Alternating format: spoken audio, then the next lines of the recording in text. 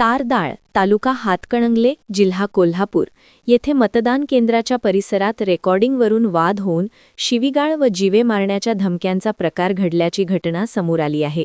या प्रकरणी शहापूर पोलीस ठाण्यात भारतीय न्याय संहितेच्या विविध कलमान्वये तसेच महाराष्ट्र पोलीस अधिनियमांतर्गत गुन्हा दाखल करण्यात आला आहे.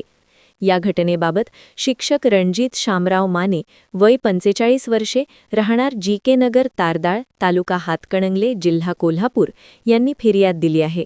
फिर्यादीत नमूद केल्यानुसार दिनांक 7 फेब्रुवारी 2026 रोजी दुपारी साधारण 3:10 सुमारास तारदाळ येथील जी.के. नगर परिसरातील अंगणवाडीमधील बूथ क्रमांक 13 आणि बाहेरील मैदानात हा प्रकार घडला. आरोपी तानाजी बापू तेलवे हा बूथमध्ये शूटिंग करत असल्याचे निदर्शनास आल्यानंतर फिर्यादींनी रेकॉर्डिंग करण्याबाबत विचारणा केली. त्यावेळी आरोपी विनोद दत्तात्रय कोराणे, त्यांचा मुलगा शिवराज विनोद कोराणे तसेच तानाजी तेलवे यांनी फिर्यादीस उद्देशून आक्षेपार्ह अश्लील व वंगाळ शिवीगाळ करत जीवे मारण्याची धमकी दिल्याचा आरोप आहे.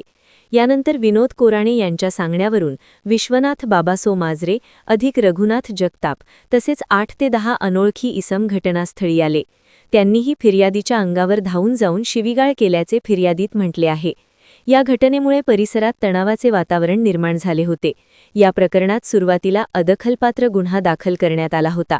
त्यानंतर न्यायालयाची परवानगी घेऊन चौकशी पूर्ण करण्यात आली. चौकशीअंती दिनांक 2 मार्च 2026 रोजी सायंकाळी गंभीर स्वरूपाचा गुन्हा नोंदवण्यात आला आहे. सदर गुन्ह्याची नोंद पोलीस हवालदार बांगर यांनी केली असून पुढील तपास पोलीस हवालदार कोष्ठी करीत आहेत. प्रकरणाचा सखोल तपास सुरू असून संबंधितांवर कठोर कारवाई होणार असल्याचे पोलिसांकडून सांगण्यात आले आहे.